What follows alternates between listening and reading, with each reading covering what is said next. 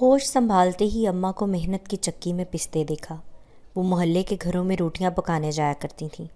دوپہر کے کھانے کا تقریباً سبھی گھروں میں ایک ہی وقت ہوتا تھا اور تندور گرم ہونے میں ٹائم لگتا تھا۔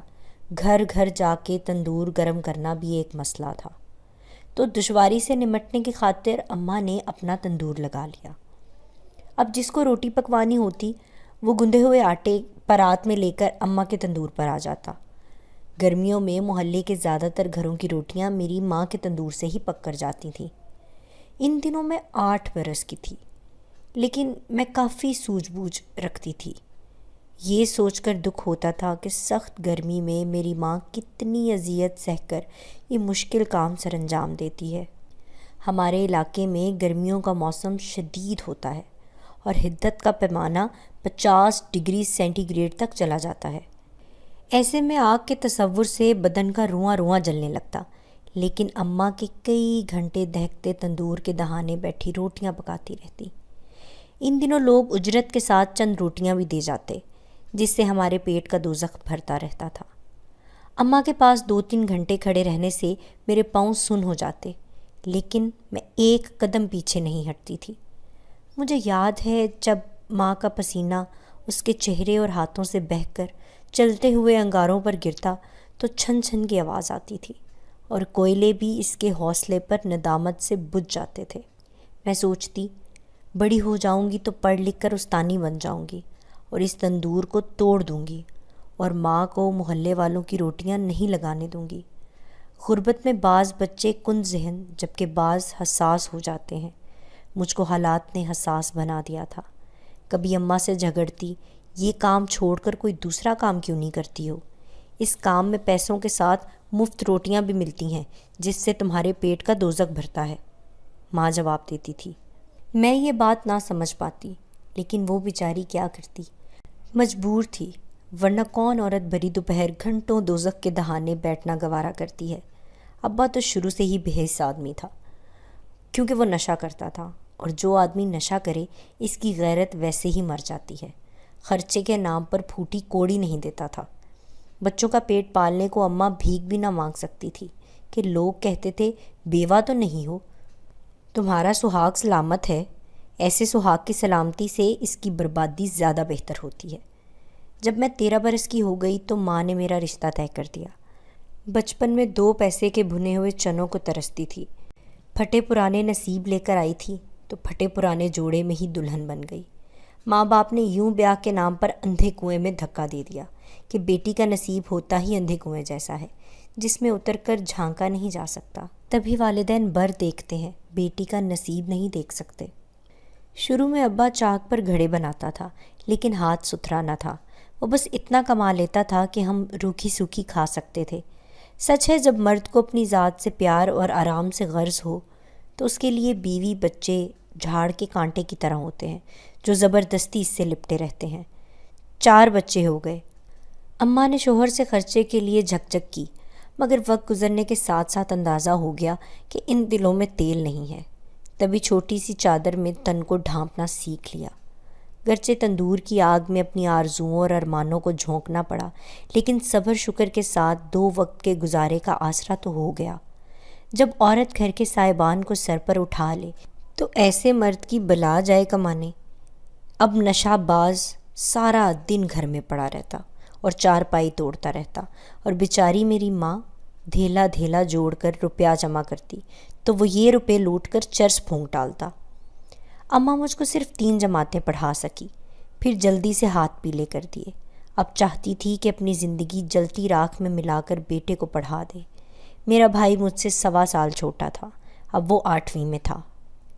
بڑی امیدوں اور آرزوؤں سے اس شجر کو پروان چڑھا رہی تھی۔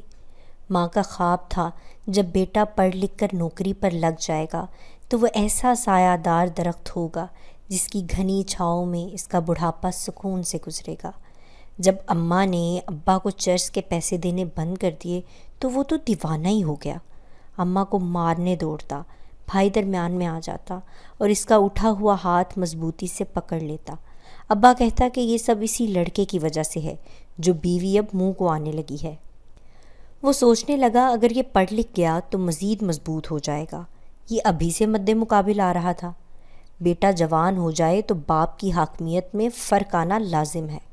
ابا کی کسی طرح دال نہ گلی تو وہ لوگوں کے گھروں میں جا جا کر بیوی کے بارے میں زہر اگلنے لگا، مگر لوگوں نے اس وجہ سے کان نہ دھرے کہ وہ دونوں کو خوب جانتے تھے۔ کچھ دنوں بعد ابا گھر سے غائب ہو گیا۔ جاتے ہوئے پڑوس میں کہہ گیا کہ میری بیوی بد چلن ہے، تبھی گھر چھوڑ کر جا رہا ہوں۔ لوگوں نے توجہ نہ دی اور اس بیان کو مجذوب کی بڑھ سمجھا۔ 6 ماہ وہ غائب رہا۔ ہمیں اس کے جانے سے سکون ملا کہ روز روز کی چکھ چکھ اور لڑائی سے جان چھوٹ گئی تھی۔ اماں کو شاید خیال آتا ہوگا، لیکن بچے سبھی باپ کی غیر موجودگی سے پرسکون تھے، خاص طور پر قاسم، جس کو پڑھتے دیکھ کر باپ کو غصہ آ جاتا تھا اور وہ آگ بگولا ہو کر بھائی کی کتابیں اور کاپیاں پھاڑنے لگتا تھا کہ اس چھوکرے کو بابو بنانے کے کارن تو نے میرا خرچہ بند کر رکھا ہے، تو یہ لے، نہ رہے گا بانس نہ بجے گی بانسری۔ بانس اور بانسری کے چکر میں میری ماں بیچاری کو دگنی محنت کرنی پڑتی تھی۔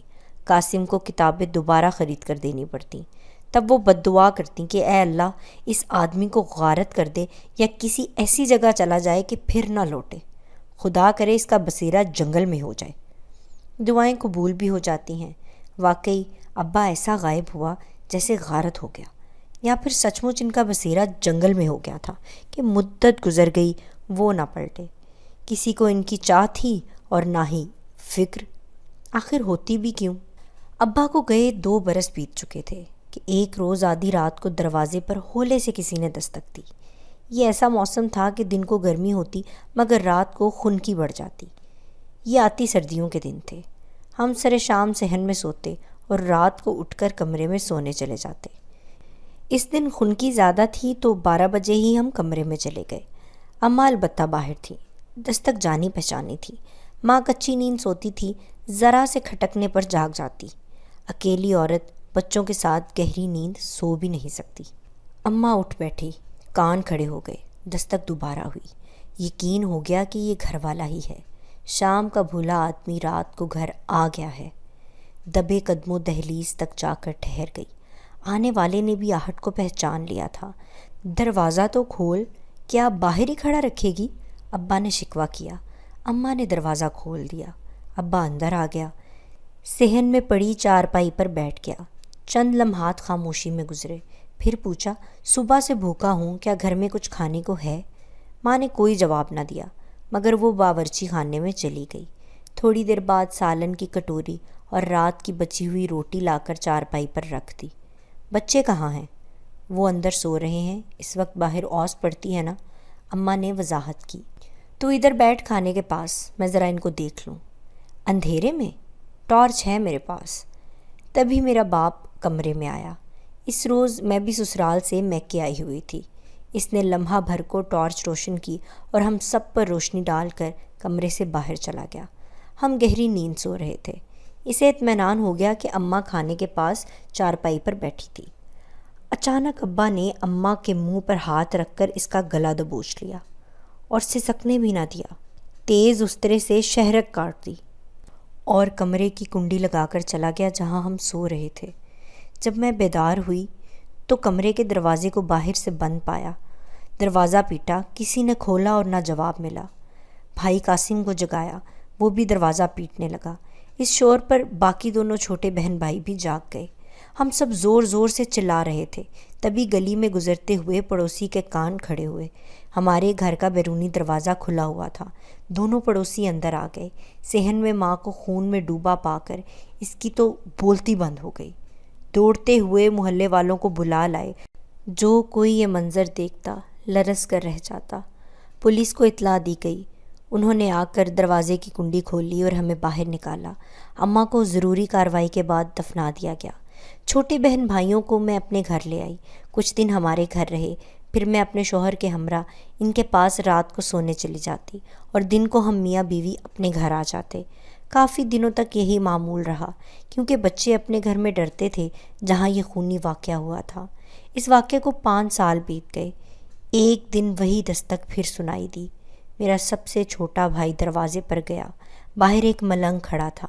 اس نے بھائی کو کھانے کے لیے لڈو اور میٹھے چنے دیے، کہا کہ کل پھر آؤں گا، پھر چنے اور لڈو لے لینا، مگر کسی کو بتانا نہیں۔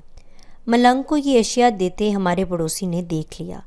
اس نے میرے بھائی قاسم کو کہا کہ تم سارا دن روزگار کی تلاش میں گھر سے باہر ہوتے ہو، تمہارے گھر کے دروازے پر 2 بار میں نے ملنگ کو دیکھا ہے، اپنے چھوٹے بھائی کو منع کرو، ایسے لوگ روپ بدل کر کبھی کبھی بچوں کو اغوا کر لیتے ہیں۔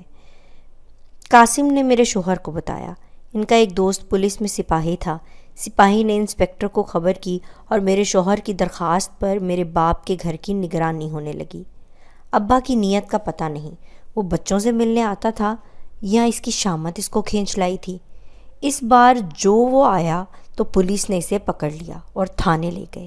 ملنگ کے روپ میں چھپے ابا کو مارا پیٹا تو اس نے اگل دیا کہ ہاں اسی نے ہی بیوی کو اس طرح سے ذبح کیا تھا، وہ مجھے پیسے نہیں دیتی تھی، میں اس کا شوہر ہوں۔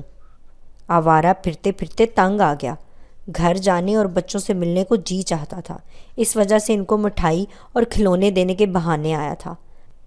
ابا کا حلیہ عجیب تھا، کوئی اسے پہچان بھی نہیں پا رہا تھا۔ میلے کچیلے وجود پر پھٹے پرانے کپڑے اور گلے میں موٹے موٹے منکوں کی مالائیں، لگتا تھا اس کا ٹھکانہ کسی پیر کا مزار تھا، جہاں ان کی طرح کے اور نشئی بھی آستانے پر پڑے رہتے تھے اور بھیک مانگ کر گزارا کرتے تھے۔